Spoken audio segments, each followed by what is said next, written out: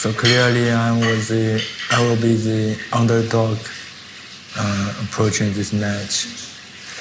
But I hope I could become a totally different one and to at least give a fight.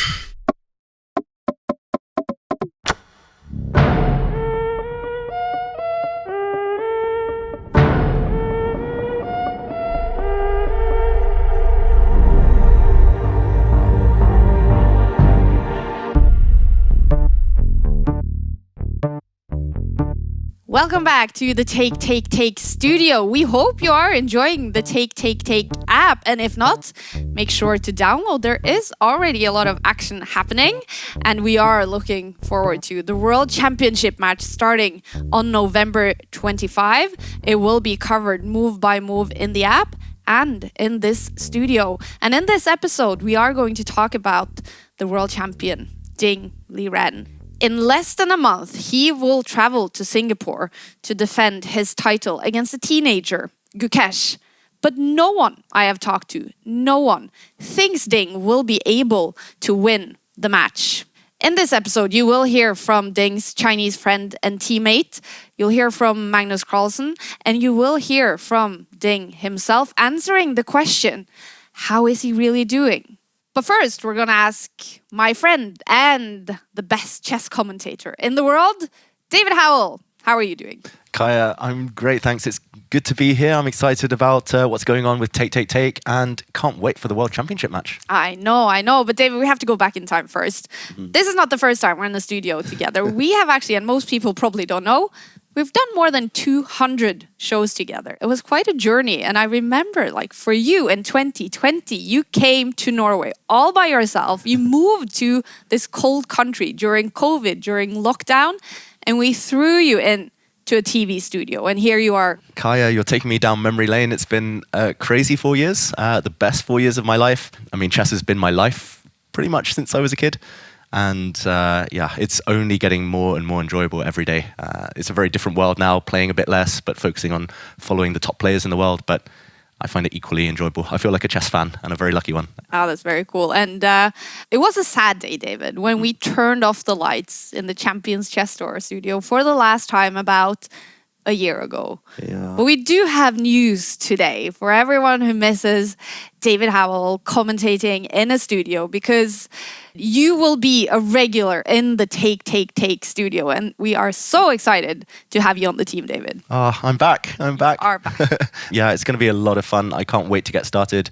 But before you join Take, with full force, you will travel to Singapore to cover the World Championship match for the official broadcast. What do you expect right now, David, for that match? Ooh. In terms of results, I don't think I'm going to be bucking against the trend too much. I think my views are very similar to a lot of experts you've already spoken to. I mean, firstly, I can't wait. It's in Singapore. My mum's from Singapore, so many family connections. That's why I wanted to be on site. And I know the fans from China, from India are going to be flocking as well. I think the fact that Gukesh is so young, and there's going to be such pressure on him, such expectation, the spotlight, everything. That's one thing that could still trip him up. Secretly, I am cheering for Ding because I would love to see him at least get back to his best or near his best and put up a proper fight that lives up to all these historic World Championship matches we've seen over the years. It's always it always deserves a place in history, every match, and I hope this one lives up to that. Yeah, and that is the question everyone's wondering, right? What version of Ding Liren will turn up? He is the world champion. Obviously, he's a fantastic chess player, but what's been going on with him since he became world champion? Yeah, it's hard to describe for Ding. It's as if he climbed a mountain, and it's a mountain he'd been looking at every day of his life, wanting to climb it, but he got to the top and he's like, wait, there's nowhere to go from there. It's like the only way is down, basically, from that mountain. And it's like you're standing there for as long as you can, but everyone's looking at you now thinking, okay, you're the guy to beat, you're the target, and he hasn't been enjoying it, the pressure. We've talked about how it kind of weighs heavily on anyone. Magnus walked away because he didn't enjoy the weight, and there have been world champions in the past who, Fischer won the world championship, walked away immediately. Maybe he was feeling similar to Ding. It's like, what next? And there is precedent for it. It's not the first time this has happened, but it is sad to see that Ding He hasn't been able to replicate his form. He hasn't looked anything like his normal self. He's blundering. He's just feeling unhappy. And he said that in interviews, so it is sad. Yeah. And you did mention the history of World Championships. That was actually one of the things that really got me hooked on the sport, because the history of chess is just so massive. And there's only 17 World Chess Champions in history, 17 kings of chess. Ding Liren is number 17. Before him, you have, Capablanca, you have Fischer, Kasparov, Vishinan, Magnus Carlsen. It's just such a massive history that is obviously weighing on him. But before that, he did make his way through the world of chess and he took the throne. He is the world champion. What was his journey like up until that moment? Yeah, I mean, Ding, just like most of the top players, was a prodigy. He was very strong at a very young age. But I think it was kind of common back in the day with Chinese players. We didn't hear about them so much. They played a lot of tournaments internally. The games weren't released. He's 2 years younger than me, and I remember him playing in the World Under-10 Championship for the first time. He was battling with Fabiano Caruana. I saw the name, I was like, okay, he's pretty good. But then you kind of hear from him just once a year. He would play one tournament, do well, and then disappear. One tournament, do well. And then it was around 14, 15 where he really burst onto the scene, became a grandmaster, started crushing 2,700 kind of world elite players in a really attacking kind of mode. Every game was just power chess. It was just bang, bang, bang, never retreat, never back down. And then he eventually climbed to world number 2 behind Magnus, adding a solid kind of style to his play. He went 100 games undefeated. He would win tournaments, Ding. He would just never look in trouble, look so calm, so cool. That's why I think this has been such a big shock that psychologically he's struggling now, because Ding, for most of his chess career, looked a bit like Gukesh, ice cold, no nerves, extremely good at calculation, just like Gukesh is. Ding was so classy. I mean, all the top players, if you talk to them, there's a respect in their voice. And his path to becoming world champion was a bit fortuitous. Yeah. A lot has been spoken about that, how he didn't qualify from the candidates, how he got a spot because Magnus dropped out. Everything just fell into place. And you mentioned his personality here, David. We're going to get to know Ding Liren's personality a little bit better. He is a well-known journalist, chess player, and the founder of Chess Base India, Sagar Shah. He's been following Ding's career very closely, and he can reveal to us what kind of a person Ding Liren is. I first met him very well in 2017 World Cup in Tbilisi, which he finished as the runner-up. It's a long event, it's a 1 month long event. And Amruta and we stayed till the end. So it starts with 128 players and ends with just 2 guys. And so at the end, it became a very small circle with us, Levon Aronian, who won that event, and Ding Liren. We were covering every single game of theirs and interviewing Ding afterwards. And I think that was the time where I got to know Ding very well. And I think it was his first big result in the world of chess.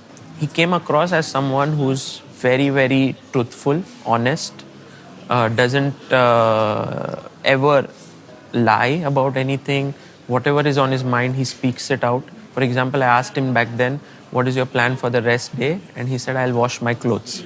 When he lost the match in the finals, I went to his room and I asked him, can we do an interview? The title of that interview is, Who is Ding Liren? So do you want to know the human side of Ding? And, I asked him many different questions like, do you have a girlfriend? What about your studies? What do you do? What about your parents? Everything. And he answered it as honestly as he could. It's still date one of my favorite articles that I've written. You just fall in love with him because when you see him, there is no sort of a cover. He just shows what he is. How will you describe him as a player then? If I have to put it in 2 words, I would call him the peaceful warrior. There's always a lot of peace looking at him, but deep within, he has this warrior-like attitude to beat everyone. And at some point, I did feel he was the biggest nemesis of Magnus in 2019 when he crossed 2,800. He was in India for Tata Steel Chess India, and he beat him twice. Yeah, he's just this calm guy who has the killer attitude. What was it like to see him become world champion? I mean, for me, it was really amazing because I've always admired him. Whenever I have tried to contact him, he has always been very, very kind. When he became the world champion, it felt like, wow, good things happen to good people, like sort of that thing. And it was such a tumultuous world championship match, which went back and forth. And in the end, that final scene where Ding makes the move, wins, and then sits down and has his head in his hands. It's so much like you can never forget it, this final moment. I was all the time hoping that he would come back into shape because it's been more than a year now. So I was waiting for this, that okay, this is like, okay, bad period, but now he'll overcome it and then he'll be the Ding that we all know, the powerhouse. But unfortunately, it has not happened yet. And I feel that for the World Championship match, it perhaps might not happen. But I do hope that he finds the strength to sort of bring out the best in him, because I feel that will really make the match interesting. Why is he going through this is something which I guess no one knows. And perhaps at some point, I would love to know what has happened. And there should be this sort of the story arc where he comes back, at some point. It would be so nice. Yeah, what a story it would be, David, if Ding actually turns up to the World Championship match looking like himself and he is able to prove everyone wrong and defend his title. Do you see any chances of that happening? I could see it, but there's one big if, and it depends. Everything depends on Ding starting strong. If he doesn't start strong in the match, if he loses early, I can see his head dropping, the confidence just falling through the floor, and I don't see any chance of bouncing back. So I think Ding needs to strike first. It just depends on the first few games. He cannot lose. It's that simple. Yeah. The stuff going on with Ding, it really describes, to me, who comes from outside the chess world, how much of a mental game and mental sport and mental struggle this is for you guys as chess players, David. Yeah, chess is torture sometimes. I mean, it can be the best thing in the world, the best feeling when you win, or when a plan comes together, when you've prepared and then it happens on the board and you smoothly convert and beat one of the best players in the world. That's like, you feel, you just feel invincible. But the opposite can be true. And when things are going bad, it's hard to get out of that rut. So that's what Ding's in right now. It's been a while. It's been a year and a half of him just struggling to get that bit of luck. He's been unlucky in some games. Like, of course, his form's been bad. He's not been playing like himself. But there's one or two moments when you sense he's getting a great result, or he's about to beat a top player again and restore that confidence, and things just go against him. Yeah, we've all been there as chess players. It's just getting out. That's the hardest thing. Yeah, and getting out when the whole world is watching must be brutal. Yeah, exactly. We're going to dig deeper into what's really going on with Ding Liren right now. The last time we saw him was in the Chess Olympiad. We met Ding after the final round in Budapest. He actually invited us to join the Chinese team dinner, which was really nice of him.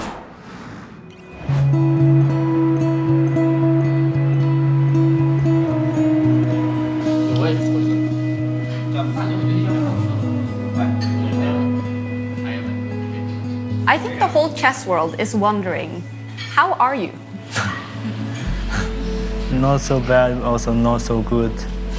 I tried to find my best shape, but actually I didn't manage to do that. My game had many mistakes. There are in every part of the game. Although maybe sometimes I managed to create many chances, I get the winning position, but I couldn't convert them. It's the same problem time from time. Yes, and it seems you struggle with the same ever since you became the world champion. Do you have an explanation to why? Maybe I'm not so eager to play. I didn't have this kind of ambitions to win the game. So have you lost some of the joy with playing chess? Every time I came to the playing hall, maybe not with very good mood. And after the game, especially if I draw the game, I realized I missed a huge chance. I'm not so happy with the results. And that's goes the circle every time from time to time. Are you feeling a lot of pressure by being world champion? Not really. This is the longest, on winning streak. Yeah, I haven't won for over 20 games in classical chess. From my last win was back from the Xiangzhi at the beginning of this year. So that's really a very bad run. Frustrating? Yeah. And obviously the World Championship match is coming up in 2 months against Gukesh. How are you feeling about it right now? He's on top form recently. He's the best player in the Olympiad. So clearly I will be the underdog approaching this match. But I hope I could become a totally different one and to at least give a fight to slow down his pace, yeah, to have some winning chances. What is your plan from now until the match starts? It's still two months to the match. But first, I will have some rest and to get away from chess a little bit, and then we'll go to some rush modes because it's very close. It will be very close to the match. We will starting to prepare very hard and to play some exercise games to get well with the positions, the new ideas.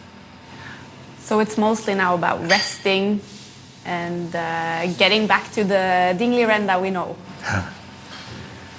I hope so. I hope you will see me from the same me as the last World Championship match. Are you nervous? Are you looking forward to it? I'm worried about losing very badly. Hopefully it won't happen. Are you scared of Gukesh and the form he is showing? No, because I only lost to him in freestyle chess. Yes, I haven't lost to him in classical. So maybe I can give up a fight. Fantastic. And I can tell you, we've been talking to some of your teammates today and also some other top players. And they've been saying how proud they are of you for being world champion and how much they are rooting for you. How much does that mean to have the support of your team and fellow chess players? Yeah, still, although I play so badly, still so many players, also chess lovers support me. Yeah, it's maybe I need to show that I deserve this kind of support. You don't think you deserve the support? If I continue to play so badly or without any fighting spirit, I may not deserve it. But I think you will prove that you deserve all the support. We wish you the best of luck. So we're here with Bu. Thank you for talking to us. Just finished the Olympiad with China. What has it been like for China to play? What's the team spirit been like? I think we have training together and we talk about anything, and we happy in chess. And I think I have a very good friends. Can you tell us what Ding's been like? Ding maybe played not very good, and he lost one game. But I think he is still very strong player. I think he just need some rest because, when he won the World Championship, he has a lot of things to do.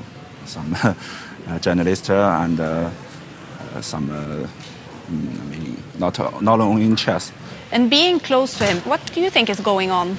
He feel tired. Yeah.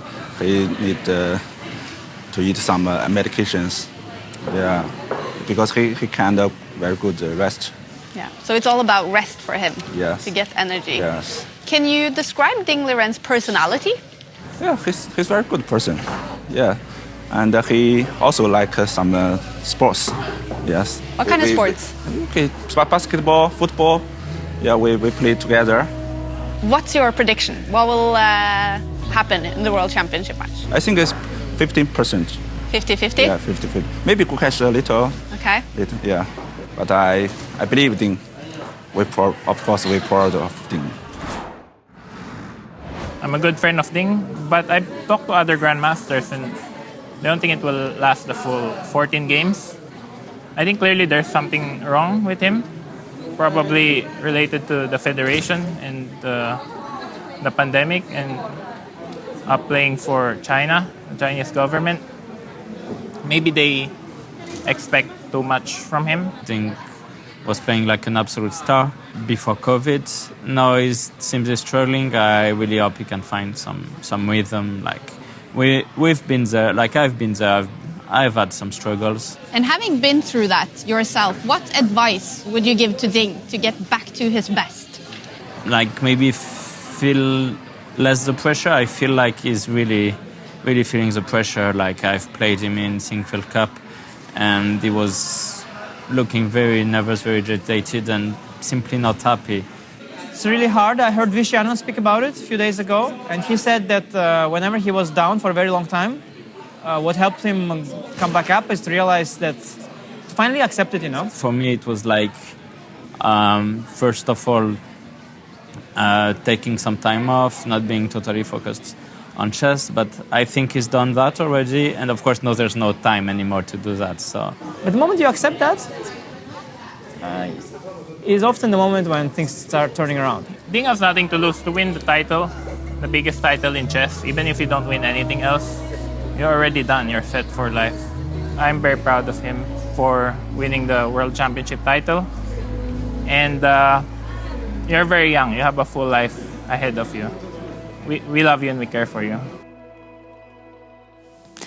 Yeah, David, seeing Ding there talk about how he's doing, what's your reaction to that?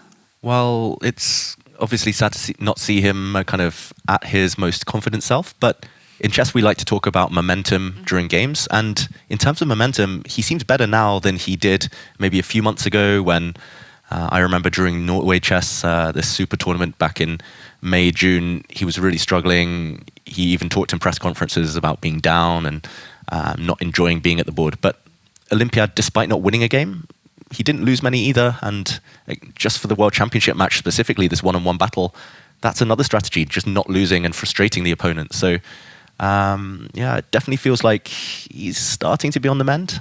That's cool to hear that there are some positives. But we do hear his teammate here talk about some sort of medicine. Do we know anything about what this medical condition is? I don't know anything specific. I'm not sure whether there's anything official out there, but Ding has talked about seeing a doctor in press conferences before. I mean, the first time I became aware of any issues was during the previous World Championship match against Jan Nepomniachtchi, when Ding was already early in that match talking about how he was feeling pressure. I mean, he's not been kind of hiding the fact that there is something going on. Yeah. Not many people can relate to what Ding Liren is going through, but Magnus Carlsen, a former world champion, he knows how heavy the crown can be. And here is Magnus Carlsen's tips to Ding Liren. I think people realize that World Championship is a very tough thing. One thing is preparing, but I don't think you quite can prepare for the intensity of the championship without actually playing it. A lot of people, they find it tough both to play but also to recover. And what I think happened with Ding is that he has not completely recovered from that World Championship yet. And you could argue that maybe the only thing that could make him recover completely is to win this one. And you can sense when he plays that he is lacking confidence, he's apprehensive in his play. It feels like he's making some steps, like he's trying to play more aggressively, trying to play more of the chess that he can play. But he's still struggling and he's still finding it hard to make the decisions he needs to make when sort of the chips are down. He sort of tends to really gravitate towards the safer choices, and often those can be very dangerous to make, because if you make enough of those safe choices, at some point your opponent's going to take over.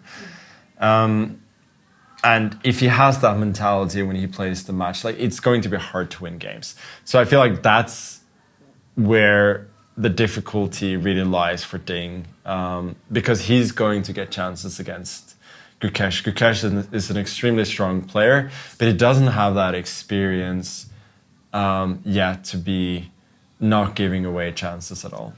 I haven't talked to Ding about that. I feel like I don't want to pry. So, like, obviously, if he asked me, I would, give my very best advice. But I haven't talked to him about it now. And what would be your advice? How to get through this and to play like the Ding we know? I would say it's not easy. But I would,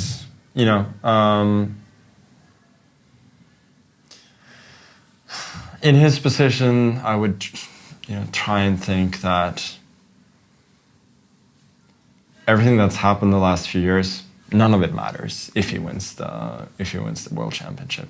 All of that will be quite quickly forgotten. So he has very little to lose, and just treat every game like it's a normal game. Try to put himself in a position like what would I have done 5 years ago.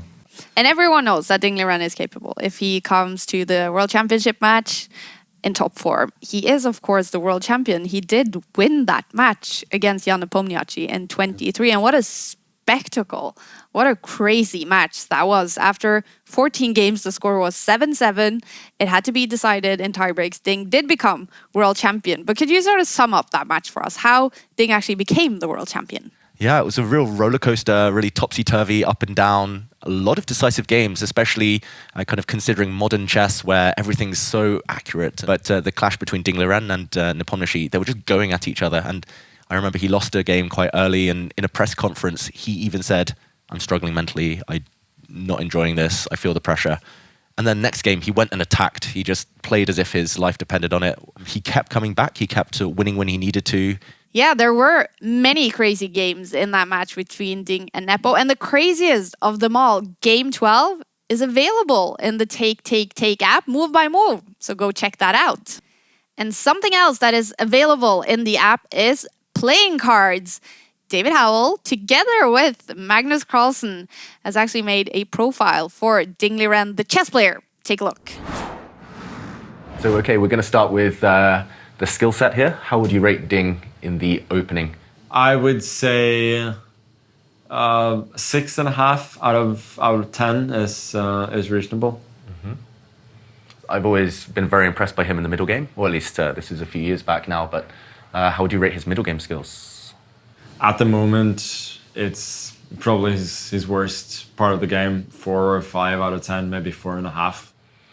Okay, and end games? Right now, he's not that great at end games either, so probably a 4 out of 10. Okay, makes sense. And now it's more about playing styles. How would you rate Ding's tactics? At his best, very, very good. At his best, very good. At the moment, not very good. Most a 4 out of 10, maybe 3.5. Mm-hmm. Yeah, there have been some uncharacteristic one-move blunders, one-move mistakes, right, in his recent play. How about his strategy overall? Ding is still very good strategically. So he makes some decisions that are a little bit pessimistic, but he still builds up his positions in a really good way. So I would say probably 7.5 or 8 out of 10. Okay, let's give him the benefit of the doubt and say 8. Yeah. And, okay, time management. And this is a tricky one, I guess, for players, especially if they're suffering with confidence issues. But it feels like Ding is often playing a bit too quickly. Doesn't want the tension. He Doesn't want wants the tension, you know. So, but his overall time management is not great. So maybe a 5 out of 10. White pieces next. This is one where, at least a few years ago, I would have scored Ding very, very high. But what would you say about his strengths here with white? Yeah, Ding at his best was both very dangerous and very solid with the white pieces. Like, he rarely lost and would often put pressure on you. Right now, it's pretty. Yeah, he's not very dangerous, but he doesn't lose a lot with white either. So probably a 5.5 out of 10. Okay. And we mentioned black, especially with his openings, used to be a bit predictable, but he's been mixing it up a bit lately. So how would you rate his strengths with black? I think Ding has been very vulnerable with the black pieces. Probably a 3 out of 10. He's at the moment if you're playing him as white, you're thinking You can target him. I can target him big time. Yeah, so it's clear where he'll be preparing or spending a lot of time in preparation for the World Championship match. Okay, let's move on to the playing styles. So I remember when Ding first broke onto the scene, he was a very attacking player, very aggressive. Yeah. Some really masterful wins, some beautiful sacrifices. Yeah, he was playing the Sicilian, the King's Indian, like power D4 style as white as well. And let's see. I don't know if he's still capable. I feel at the moment like he's neither an attacker nor a defender, because like he builds up good positions, but he doesn't like actually attack from there. And when he has to defend, he doesn't defend very well. So right now it's like probably slightly better in attack, but like 60-40 maybe. Not quite at his peak with either right now. Okay, so how about the question of calculation versus intuition with Ding? Ding is an excellent calculator. I still think that he can calculate, but he doesn't trust his intuition. His intuition is also excellent. I would say right now we're probably 70-30 in favor of calculation. Do you feel he can compete with Gukesh there, or is Gukesh's main strength? I would say he's not as good as Gukesh at calculation. I don't think he was even at his peak. But Gukesh is like a phenomenon in that regard. I had a training camp with Ding and I realized that he calculates a lot better than I do. I'm better at tactics, but he calculates better. Okay, interesting. And okay, how about the question of tactical against positional? Ding is an excellent positional player. So I would say this is 8.5 to 1.5. Yeah. And okay, creative versus solid. Ding once had a 100-game unbeaten streak. Yeah. So he can be solid, but what would you say right now? Well, he's definitely more solid than creative because he's not creative at all. Nobody can be creative when they're not confident. True. So probably 80-20. Okay, and the question of preparation against improvisation. So Ding did something very impressive, I would say, for the last World Championship match, is that he prepared something different generally for every game, which is not the conventional approach in World Championships, and it's highly impressive that he actually managed to pose a lot of problems that way. I would say probably 70-30 in favor of preparation, but Ding at his best it would definitely skew a bit the other way. And Magnus, you mentioned last World Championship match against Nepo. He was a bit of a rebel. He tried some new ideas. Yeah. He hired Richie Rapport as his second. Would you say rebel versus discipline? Which side is Ding on there? Again, at the moment, probably neither, but overall, definitely more rebellious, maybe 70-30. And there we have it. The World Championship match is getting closer. It will be covered live here in the studio and in the Take app. And you can follow David Howell covering it in the official broadcast. Are you getting excited now, David, to go to Singapore? I can't wait, Kyle. But I'll see you and everyone very soon. Luckily. And thanks so much for joining this episode, David. The big question is, can Ding Liren get rid of his ghosts in time for November 25? Or will Gukesh become the youngest world champion in history? The next episode here from the Take studio will be all about young Gukesh, who Magnus Carlsen describes as a mystery. Thanks for watching.